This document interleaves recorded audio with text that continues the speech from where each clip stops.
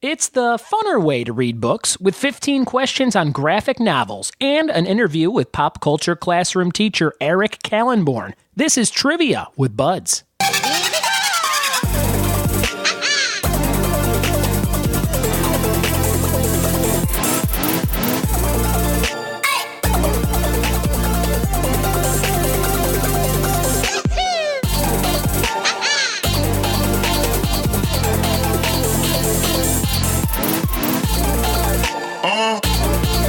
What it be? And welcome to another episode of the Trivia with Buds podcast. I'm your host, Ryan Buds. I'm a trivia host and a TV producer and a comedian and a dad in Southern California, and I'm so glad you decided to check out this show today. We are 81 episodes years old. Does that make sense? I don't think it does. We've been doing this every week for 81 weeks. And this is the 81st episode. We got 15 questions for you in this episode about graphic novels. If you like comic books, if you like words and pictures on a page, you will love to quiz yourself along with our great guest, Eric Kallenborn, one of my oldest buddies in the world of pop culture. And we're going to get to his interview in just a second and talk to him about what he loves most about graphic novels and comic books and things like that. But before we do, I wanted to talk about some amazing things going on with the podcast. We're going to be putting out full-length episodes, a half hour or more, usually closer to an hour, every single Tuesday, like we've done for 81 weeks. And we're going to be putting out mini episodes every Thursday. So we did 5 of those as kind of a sampling last week. We did some on Star Wars. We did some on different movies and things like that. So go back and listen to the mini episodes. They're like between 10 and 15 minutes, and they're just trivia. There's not a lot of banter or interviewing going on. Those are more for the trivia hounds out there, and you can quiz yourself and play along with those. And we'll be putting those out every Thursday. So this week's next mini episode is coming out this Thursday, and it's going to be all answers that start with the letter B, which is from a live trivia round I've done this week in Southern California. So all the answers will start with B. You can play along. It's tons of fun. And this is my favorite thing to do. And it's my favorite thing to do because I get to do it from the comfort of my own home, or I get to bring my podcast gear to someone's house and get to see what their home looks like. And it's just a ton of fun. I just love it. And I'm so glad you're listening to it. If you like it, leave a review of the show. Tell me what you like, what you don't like. And here's one from Brianna Barton Shaw. She gave it 5 stars, and she said, "It's like you're in the room. It's funny, and every question is unique and selective. Buds brings in people with a connection, so it's never rigid or quiet. It's a great hour. It's just fun and laughing. 10 out of 10, highly recommended." Thank you so much, Brianna. I appreciate that. Leave a review like Brianna's, and I will send you something nice. I'll send you a Nicktoons sticker.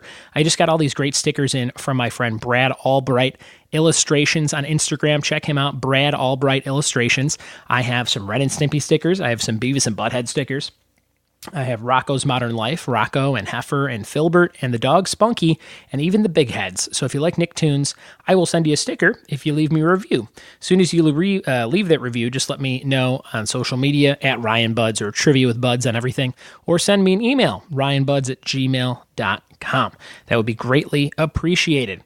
I had a family-filled weekend, had a fun time on Friday. We had like a big family day, which I like to do every few times a month at least. I was like, all right, I got nothing going on. Let's go to the beach. So we did that. We went to Huntington Beach, which is a beach I've never really hung out at in the 5 years I've lived out here. And that's one of my favorite things about living in California around LA is that you're constantly a tourist. Like, you're always like, oh, let's go check this place out. And if you don't do it all the time, it really does feel like you're kind of on vacation for the day. So we went to Huntington Beach, the whole family, and we had a great time down there. And it was my first day really drinking after a dry January. So I had a Corona on the beach, watched the sunset. Man, there's nothing like that. And the coolest thing is you could go skiing in California right now and then go to the beach like on the same day. So there's nothing like it. That's what I did on Friday. Saturday, I did trivia at a baby shower out in Simi Valley, California. One of the many different things I've done in the realm of hosting trivia. It was a friend of mine named Paige Cato, who was recently in the movie Home Again, the Reese Witherspoon movie. If you've seen that, we rented it on Redbox, and we got to see Paige. She plays a teacher at the end of the movie. check that movie out. It's pretty funny, pretty unique movie with old Reese Witherspoon. But Paige is having a baby and had me out to her house to do some amazing trivia. So that was really fun. It was all kind of baby, and they're having a baby boy. So it was kind of baby and baby boy themed. That was cool. And on Sunday, we had more family stuff with Super Bowl at my grandma's house. My wife's grandma lives in Fontana, California, and she can't see super well. So she has like an 80-inch TV screen, which is great for the Super Bowl. And I actually watched, I would say 90% of the game this year, including the halftime show. And the whole thing, I don't know, my review as a non-football fan was just kind of like, yeah, it was good. Everything was like good, but I wasn't really blown away by anything.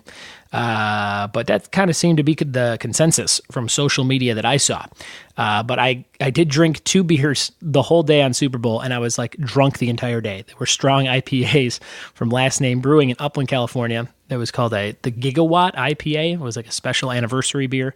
And I had 2, and then I just ate so much food I didn't move for 4 hours. But that was my weekend. I hope you had a good Super Bowl. I hope you had a fun family time or a friend time, whatever you did. Hope it was a good time. I'm addicted to a show called Tiny House's Big Living. I don't know why it came on Hulu one day.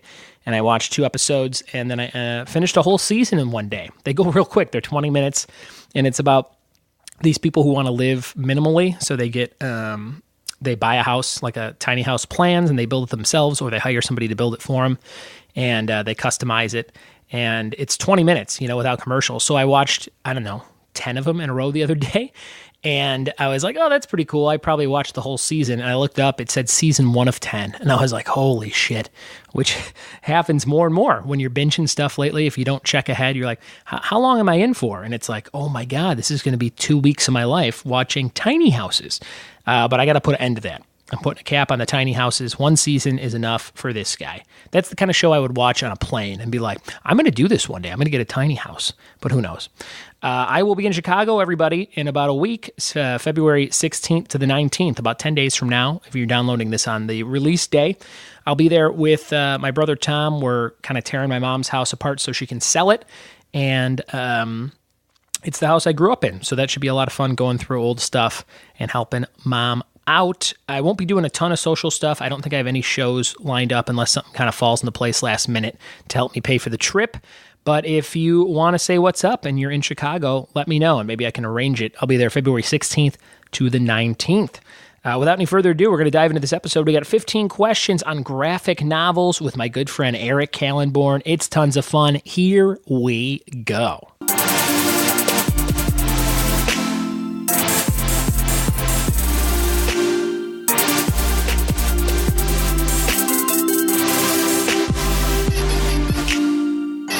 Sitting here in beautiful Laverne, California with a Skype episode. This is a call-in version of the show. My good friend is on the other line, and his name is Eric Kallenborn. What's up, Eric? Hey, Ryan. How's it going, bud? Man, you and I have known each other for what, the last 12, 13 years now, it seems like. Yeah, it's been a little while, huh? Yeah. You most recently got me into my first ever San Diego Comic-Con, so thank you so much for that. That is long overdue thank you from the summertime. And you are a huge comic book, graphic novel, pop culture guy yourself, so I thought you would be an excellent guest on the podcast today. And we're going to dive into 15 graphic novel questions a little bit later, but I wanted to kind of do some interviewing with you and talk about what you're up to. So how is snowy Chicago these days right now? It's kind of tired of it. We're all just a little bit tired of it. And it's funny. I actually looked into a plane ticket to LA over was it President's Day weekend? Is that the weekend that's coming up? In February, yeah. Yeah, and I was gonna fly out there and kind of hang out with you guys for a weekend, and then a plane. I didn't know. I've never tried to fly on a holiday weekend. A plane ticket was like $750 round trip. That's crazy, isn't it? I can't. To fly, they're not letting me leave. To fly from LA to Vegas is like $29, and then to fly anywhere else is like $600. Oh my! It's ridiculous. So now I got to wait till it gets actually warmer here to go to LA, which makes no sense at all. There you go. You and I kind of met when I graduated high school. I was on speech team in high school, and you actually got a job at my old high school and then started running the speech team probably by the time I was out of college. And you're a couple years older than me, but we kind of hit it off. We were into a lot of the same things, stuff like Mr. Show and graphic novels, stand-up comedy, things like that. And I started volunteering to work and coach speech team kids. So I was around my old high school, Allen B. Shepherd High School in Palos Heights, Illinois, and you and I became good time buddies and did a lot of speech tournaments and stuff like that. And over the years, we worked on some sketch projects together, a bunch of stand-up shows, a bunch of benefits and fundraisers and things like that. So it's cool to have you on the show here today. Do you have a favorite memory of something you and I did in the last 10 or 12 years? You know, I really got a kick out of those Milwaukee School of Engineering shows we did. I knew you were gonna say that. That was your brother-in-law went to the school at the time, right? Yeah, those were fun shows. Just getting out of town for a little bit and just like doing comedy, and I felt like we were always very well received there. Yeah, and you got to you always kind of did something different. Like sometimes you would host the show, sometimes you do some music. One of my favorite bits that you used to do around that time was you would hook up a guitar and have it on your lap and an amp and never play it. So you would just have it all hooked up, and you would like go to play a song, and then you'd tell a joke for 20 minutes. And it was, people probably like, what was he doing with that goddamn guitar? Dude, I remember like the first 10 minutes of my set was setting all of that up. Yeah. Oh, I loved it. It was very funny. No reason. Yeah. We did a show there with Big Dog Eat Child one time, and listeners of the show might know them. They were the creators of the Jones Big Ass Truck Rental and Storage videos that went viral way back when viral videos were, you know, like when a video went viral, it really, really meant something. That was probably 2007, 2008? Yeah. And we probably did that show in like 2009, 2010. So tons of fun with those guys, tons of fun with you. And it's cool. Like I always feel like you're my connection to the high school that I went to. You know what I mean? Because you talk to people you went to high school with, but I don't have that many friends that actually work in the building. So it's fun to check in with you or come visit the school when I'm in town, talk to your classrooms about all the accomplishments, which is in quotation marks, that I'm having on the West Coast. So it's always a good time. So the last time I was in to visit you, I got to see your English class. Tell me a little bit about the setup of you teach high school English and you run a couple different clubs and things at school. Tell me about what you do as a teacher that's a little bit different than other English teachers. Sure. I kind of lucked into teaching. I teach only senior electives this year, and I got a graphic novels course on the books. So I officially teach a graphic novels senior elective. We do a lot of comics and graphic novels, fiction, nonfiction, superhero stuff, non-superhero stuff, just kind of run the gamut. And then I teach film and literature, which I kind of fell into that class. And luckily I know a good deal about film, and I have a lot of friends who are kind of in the industry, and yourself included, who whenever they're in town kind of come in and talk to my film kids and answer any questions they might have. Sure. So I'm really lucky to kind of teach those two awesome classes. And then I run I'm the founder and co-head sponsor of the game club at the school, and then I'm also the head chess coach. There you go. You probably hear this all the time. I've probably told you before too, but I'm like, where were all these damn clubs when I was in high school? You know, you're like, I walked into your classroom, you had one of every video game system, like all the classic systems, all the games, all the controllers. You had racks of comic books, like you're in a comic book store, action figures, Funko Pop vinyls, posters, cardboard cutouts, anything you can think of that you would see in a store for anybody that likes stuff. Would just love your classroom. I remember taking like a little selfie video, just walking around and talking to your classes last time I was in. It's got to be a cool thing I feel like, what I've done out here is I've started to make a career out of something I really like doing, which is drinking beers with people, talking to people at bars, family-oriented businesses like breweries and providing like entertainment in those places. And it took me a long time to kind of get to the point where I'm like, oh, this is my thing. You know what I mean? Like, and I feel like, you're probably in that same wheelhouse where you're getting to the point where you're like, this is the type of teacher I am. You know what I mean?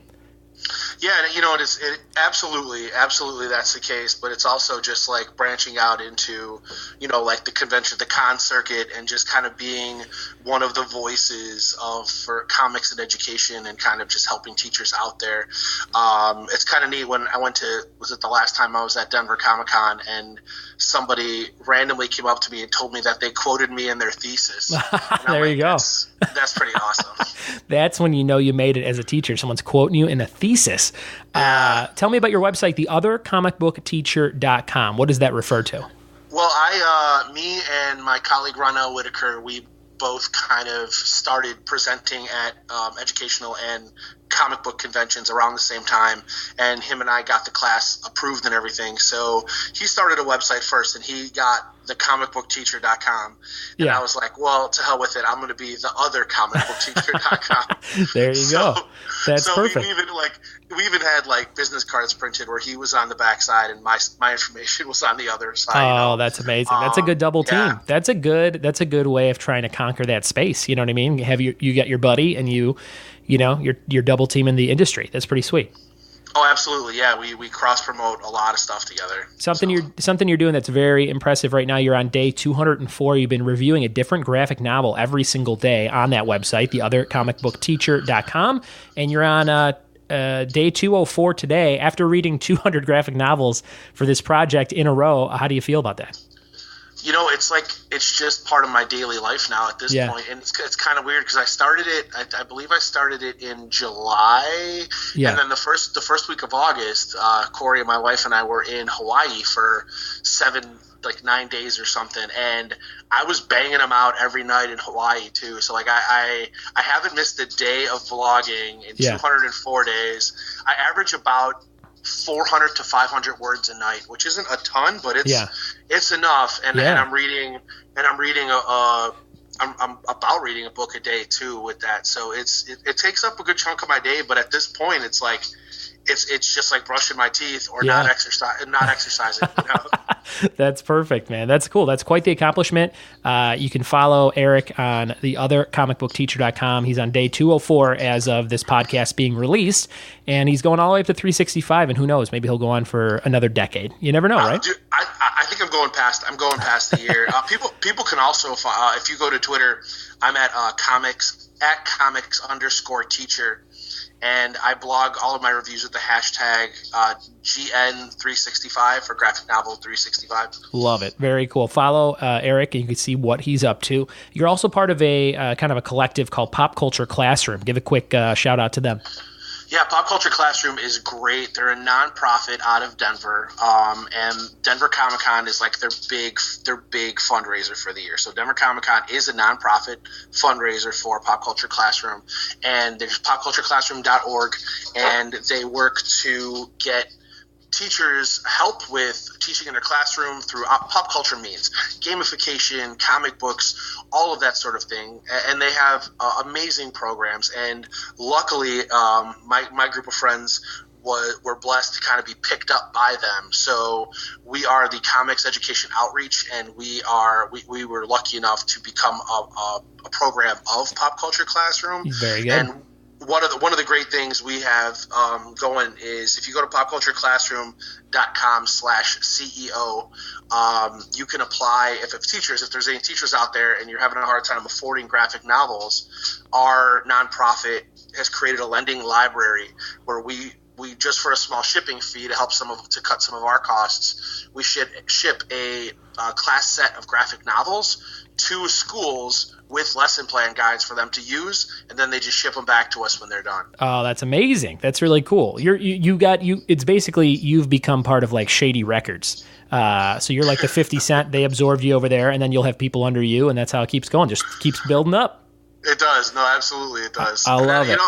We pulled you up to San Diego Comic Con this year. Boom! Right? That's it. I'm your. Who's after 50 Cent?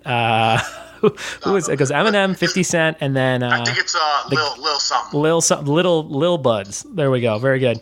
Lil Buds. Lil Budsy. All right, cool, man. That's good. And I would be remiss if I didn't mention this. I may have played this audio on the podcast, but we used to make some sketches back in probably 2009, 2010. And one of my favorite ones was called The Big Effin' Burger. So I'm going to play that audio now. Do you remember this? Oh, dude, I do. Okay, here's some audio. I think it's me doing a weird Sam Elliott type voice. And this is a commercial for a giant cheeseburger. Here we go. Are you tired of the same old fast food bullshit? You know what we're talking about. Sloppy burgers cooked on aluminum foil grills by some crotch stain in a green apron.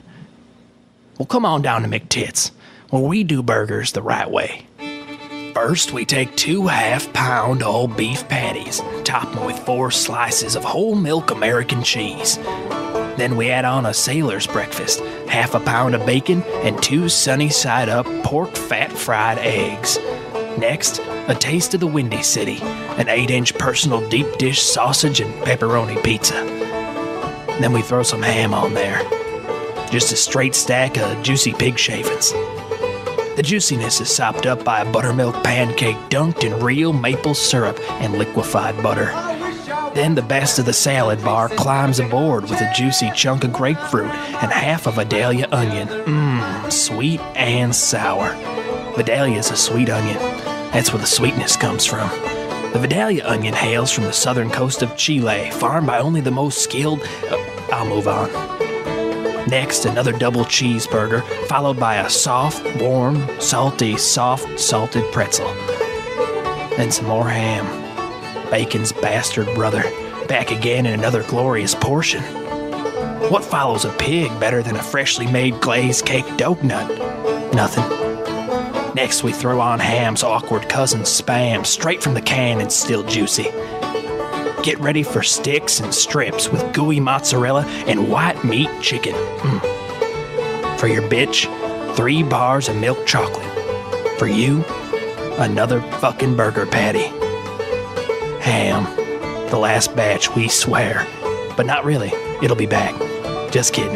But really, there's a good chance there might be some more ham on this thing. Maybe? Nah. But you can count on more ham. Don't feel guilty yet, because here comes forgiveness. 2 slices of homegrown tomato, canned cream corn, and a good dumping of pork and beans straight from the can. And here comes the piece de resistance, the top bun. Followed by another patty, and the real top bun. And if you're really hungry, don't forget to ask for it dirty. That's right, a whole cup of liquid nacho cheddar cheese poured over the top of the burger till it topples to the ground. What's it called, you ask? Well, it goes by just one name. The Junior BFB. That's the big effing burger. Giving a big nipple twisting to all the other titty-themed fast food restaurants out there. So get down here and suck one down. After all, it's the only burger that doesn't only feed you, but treats you like a gentleman. Runs its fingers through your hair and tickles your chest and maybe tucks your shirt in for you. Or untucks it if you're lucky. McTits. Closed Tuesdays. I wish I was in the western country sitting in a big armchair. All right, there it was. There was the audio from the Big Effin' Burger. Does that make you want to eat that burger or what, Eric? Dude, that video, I'm telling you, Ryan, a couple of those videos, like when I go back, they're still really funny. Oh my God. I wish we finished that one where it was we threw a dummy down the stairs a million times. Oh my God. It was like we couldn't get over how funny like a dummy was. Like when Bud Bundy would fall off the roof on Married with Children and they would just throw very clearly not a real person to the ground. And we were like, let's make a whole video of just that. And we never finished it, but that was fun. That was a good time. Yeah, that's right. Jenny Klein was in it. We used Corey's parents' house. Oh yeah, we had a whole set. It was great. All right, we're going to dive into some graphic novel trivia. I thought this would be kind of fun. I have 15 questions for you. We'll see how much you know. I feel like you're probably going to know most of these. There's probably a few detailed ones that you might get stumped on. But how do you feel? Go ahead. Can I ask you a question first? Sure. All right. Do you know what high school Dexter Morgan from the show Dexter went to? The character? Yep. Ooh, I don't know. But this is really weird. I'll tell you this. John, the dad from Frasier who just passed away today. Did you see that? Yeah. What's his name? John with an L? John... I think it's James. I think his name is John something. I looked up his bio. It said he's from Chicago. He was a big Chicago guy, and he taught English at Western Illinois University in Macomb, which was my major in that town, which is crazy. John Mahoney. John Mahoney taught very possibly in the very English classes that I got my degree in and met my wife in, which is very crazy. So thanks, John Mahoney, for that little tidbit. Now tell me a little bit about Dexter Morgan's high school. Where did he go? Allen B. Shepherd? He did. No, he didn't. He did. He went to Allen B. Shepherd High School. There's an episode where he goes to his high school reunion and like they zoom in and there's a shot of him on the screen wearing the name badge, Dexter Morgan, and it's Allen B. Shepherd High School. If you Google Dexter Morgan reunion, you'll see a Google image of him wearing the Allen B. Shepherd. That is some hell of a trivia tidbit you got there. That's nuts. Did you? I feel like now that you've said that, I've seen that, and I was like, you got to be shitting me. But maybe I'm just thinking that I saw it now that you've explained it. Are there more than? There's probably more than one Allen B. Shepard High School, though, huh? Oh, there's got to be, yeah. But I just think that's cool. That is really cool. I wonder if anybody on the writing staff went to that school. I guess we would probably know that, wouldn't we? Yeah, probably. Did you know that John Mahoney and Michael C. Hall are not related? There's another little tidbit. They are not related at all. They're actually cousins. Oh, they are? Oh, shit. Very good. All right, here we go. Some trivia before the trivia. We got 15 questions on graphic novels, and we'll just kind of do this conversationally. I'll ask you the question, and if you know it, I'll give you a point, and the points mean absolutely nothing like that show. Whose line is it anyway? So here we go. Here's question number 1, graphic novels. Who wrote the eerie Batman novel, The Killing Joke? Brian Bolin. Ooh, is it your final answer? Oh, did Brian Bolin do the art? Could have been. Brian Bolin's associated with that. Mm-hmm. Is it? I'm not looking any of this up on the internet, by the way, either. I'm just going to do this off the top of my head. I'm more of an art guy. No, was that? Oh my God, no, I know who this is. It's not. It's a famous dude. No, it's a totally famous dude. Mm-hmm. It's not. I can picture the cover of the book too, but all I can see is Brian Bolin's thing. Oh my God, it's not Frank Miller. It's not. I'd say Who is it? I'd say that name is right up there with Frank Miller, though. Yeah. Of course. It was John Mahoney. I'm just kidding. It was Alan Moore. Alan Moore. Yeah. So 0 out of 15 so far, but we got. Do I get a half a point for knowing the artist? I may end the podcast right now for you missing the first question. Here's question number 2. The collection Persepolis is about the early adulthood of the author living in what country? I believe it's one of 3 answers. I'm gonna say. Okay. I'm gonna say Iran. Iran is correct. That was the one of 3 that you got. Very good. Iran. You got one for one there. 1 for 1? No. You got 1 out of 1, 1 out of 2. 50%. Here we go. Question number 3. What is the full title of the first Scott Pilgrim book? It's called Scott Pilgrim's what? Scott Pilgrim's it's something Little Life. Precious Little Life? Boom, you got it. Perfect. Yes. Scott Pilgrim's Precious Little Life. Are you a big fan of those? I think I've seen those at your house before. Dude, Ryan, one of my goals in life is to be friends with Brian Lee O'Malley. And that's who created that? Yeah, he's the writer and artist and creator. So if he's listening, I want to hang out. I want to hang out. He's definitely listening. He's 100%. There's no way he's not. Question number 4. From Hell is about the hunt for what famous serial killer? From Hell is about Jack the Ripper. You got it. Jack the Ripper. You ever see that movie with Johnny Depp? I have not. It's pretty violent. There's a lot of medical dissections and things, and they show a lot of, I remember some vile stuff from that movie, but really, really well done movie.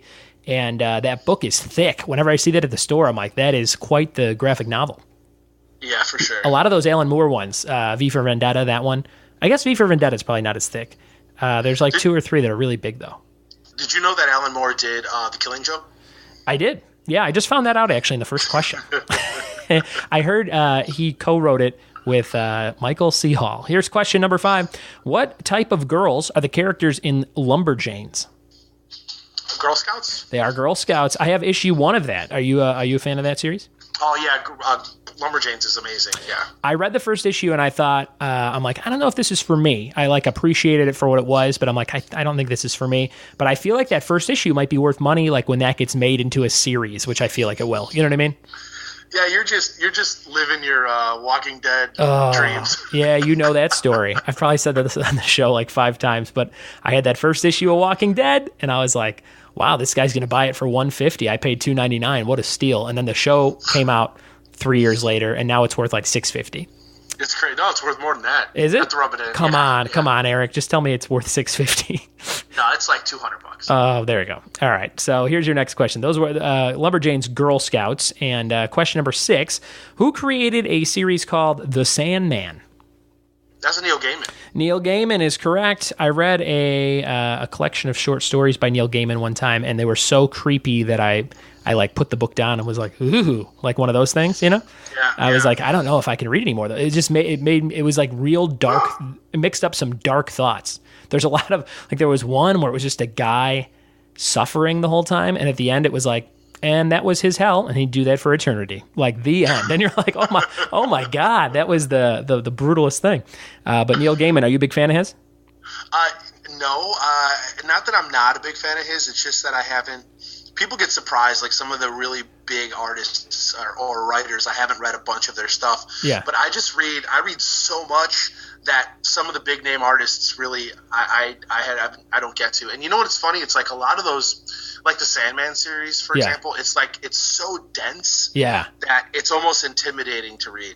Sure, I can imagine. I mean, it's kind of like you're watching a bunch of independent movies, and you're like, I don't really have time for Justice League because it looks like the same shit we've seen a million times. You know what I mean? Is that a good comparison? I think it's more like you're watching a bunch of like Justice League movies, and then somebody wants you to watch Citizen Kane. There you go. The Sled, Rosebud. Number 7, the first panel of The Watchmen. Are you familiar with this? You read this a lot? I do not read this a lot. Yeah. But I'm familiar with it. Our mutual friend Josh Burling said this is his number one book. He brings it up in every conversation he's ever had or something. He told me one time. And I was like, okay. The first panel of The Watchmen says Rorschach's Journal, October 12th. What year? This is a complete guess because I haven't read this book in forever. I'm going to say 1973. Great guess. I'll give you one more guess. It's a little higher than that. Let's say that. I'll tell you, it's more. It's closer to now than that year. 1985. It is exactly 1985. So good job. That was pretty crazy. How did you do that in 2 guesses? I kind of knew an approximation. There you go. So you were like, it's either 73 or 85? That's interesting. Yeah. I was born in 85. I wonder if he was writing about a beautiful baby boy being born in that journal. Do you think that was true? The fictional character wrote about me the day I was born? Well, check out page 45. All right. I'm going to go back. Number 8, what was the name of Matt Groening's comic strip from 1977 to 2012? Well, the strip, you mean you're talking about From Hell?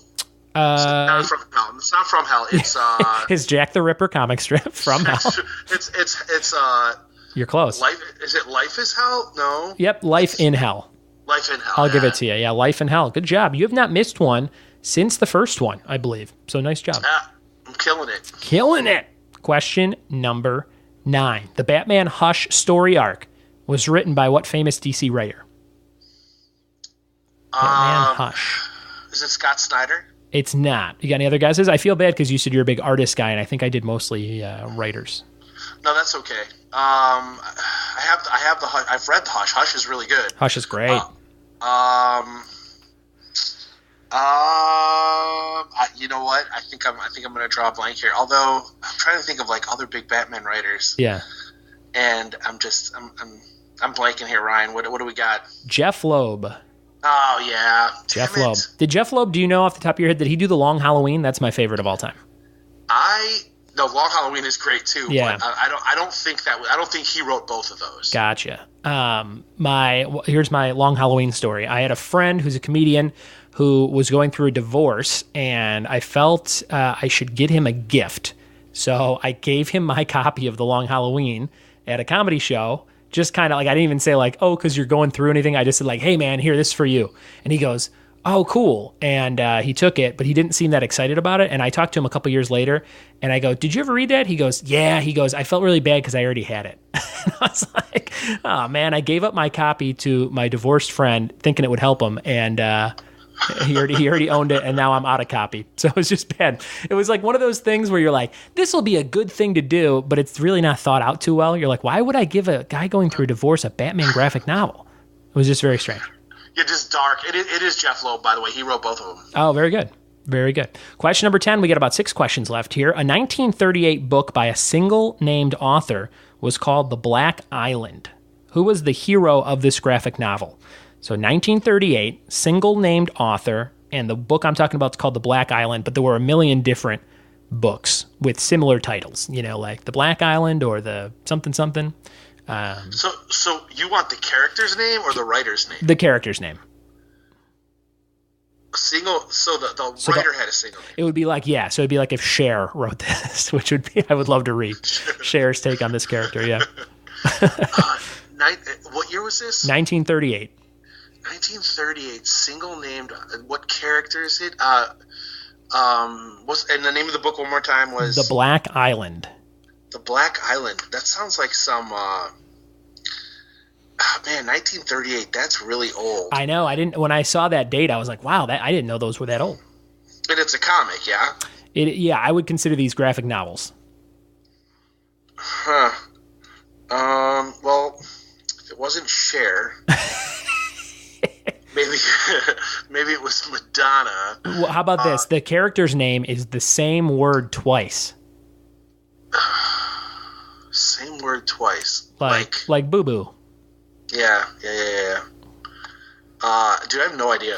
It was Tintin, The Adventures of Tintin. Oh, yeah. And the author, I think, is Herge with a little apostrophe on the end of it there, like Herge, something like that.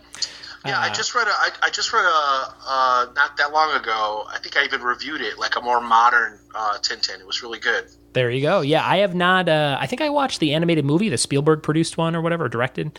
It was pretty good. Yeah, it was pretty well done. Here's question number 11. What title character could be described as a beer-obsessed driver traveling through post-apocalyptic Australian landscapes? You want the book? Yeah, like the title character, the name of the series. What title character could be described as a beer-obsessed driver traveling through post-apocalyptic Australian landscapes? I'm going to say Preacher. Not Preacher, because the Australian. I don't think Preacher's Australian, is it? I don't think so either. Yeah. But it was... How about this? It's a female. Does that help you? Beard obsessed? Beer, sorry. Beer obsessed. Like the liquor. Is it Tank Girl? It is Tank Girl. Boom, you got it. That was a movie in the 90s. Probably not well done, right? Yeah, they did. They revamped that comic. It came out relatively recently again, and it's pretty awesome. There you go. I like these re-releases of certain comics. Have you seen the Hanna-Barbera ones, like the newer Flintstones and Scooby-Doo Apocalypse and stuff? Dude, have you read the Flintstones one? I have the first issue. You know I'm a first issue guy. So I have that.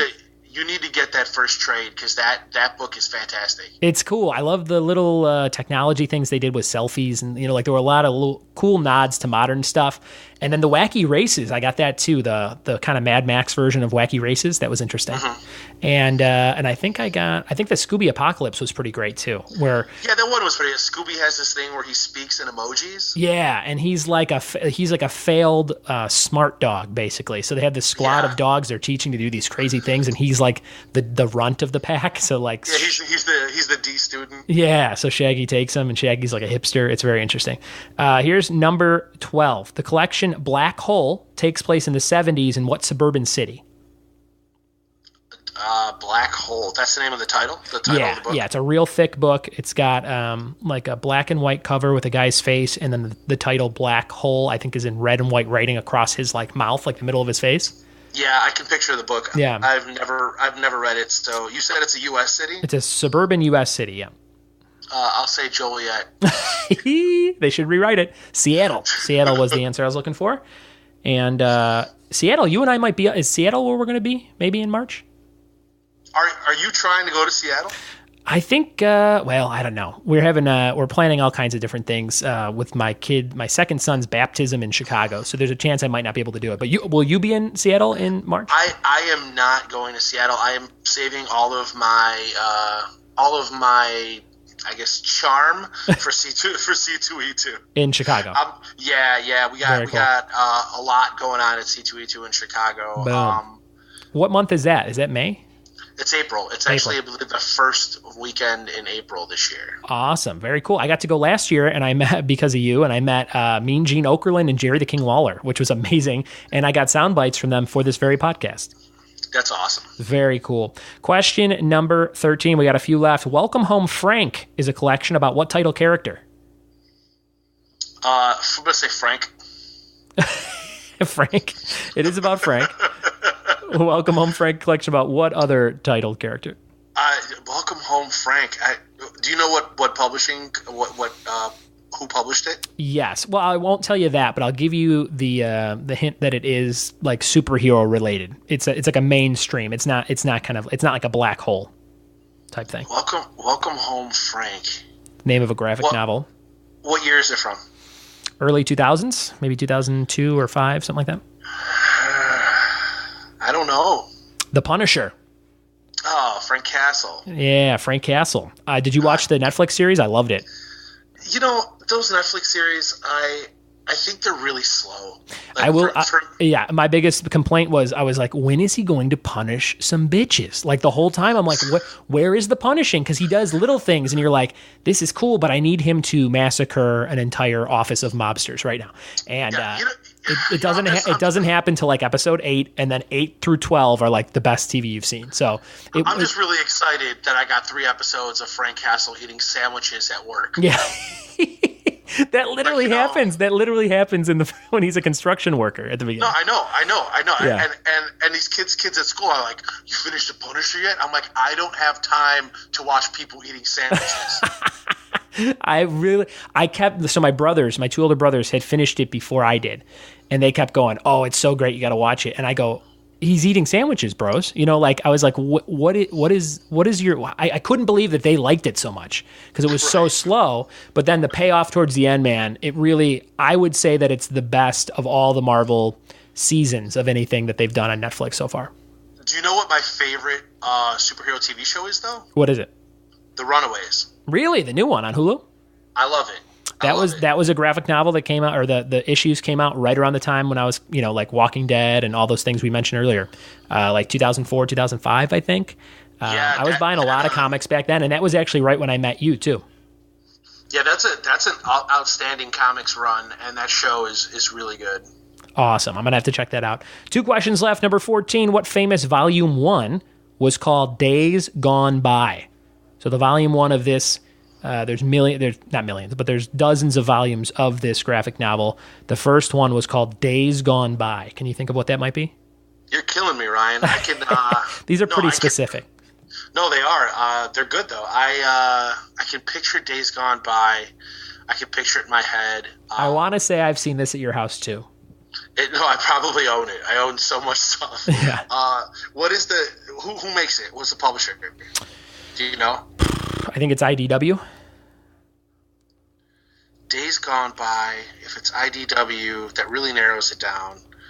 And if there's a ton of them, I know it's not Lock and Key because that first one's called Welcome to Key House. Days Gone By is, is it? It's not Superior. No. It's not. I may have the publisher wrong. It's The Walking Dead. Is that IDW? No, Walking Dead is Image. Image, my mistake. So that kind of threw you off. But the answer was Walking Dead. Okay. And last question, number 15. In Y: The Last Man, what animal sidekick survives the extinction with the main character? This one I do know. It's a monkey. It is a monkey. A capuchin. Is that how you say that? Sure. Well done. Couple of English majors, and we don't know that type of monkey. But you know a lot of those questions. I think you got 11 out of 15. So well done, Eric. Oh, that's not bad. That's not bad at all. That's a passing grade in my book, and I have a lot of books. I am proud of myself. Well done. Anything you want to plug before you get out of here? If anybody wants to read my reviews at the othercomicbookteacher.com, I'd appreciate it. Like I said, I got another 180 days until I finish my run of a whole year in a row. So I'd also like, if people want to read them and have any questions or want to recommend any books for me to read, all my contact information is there, and that'd be awesome. Awesome. Eric, thanks so much for being on the show today. Did you like the questions? Did you think they were good caliber of questions? Yeah. I think it was a pretty good mix of, if you knew your stuff, you're still going to get a couple wrong probably because they ran the gamut of like superhero stuff, some non-superhero stuff. Yeah. It was good. Good awesome. Job. Thanks, dude. Thanks a lot. Thanks for being a buddy, and I'll see you next time I'm on the south side of Chicago. When are you coming back? I'll be back in April, and I'll be back in May for sure. Okay. Sorry. I will be back. I'll be back in 2 weeks. I'll call you about it. Okay. All right. All right. Thanks, buddy. All right, see you, Ryan. Bye.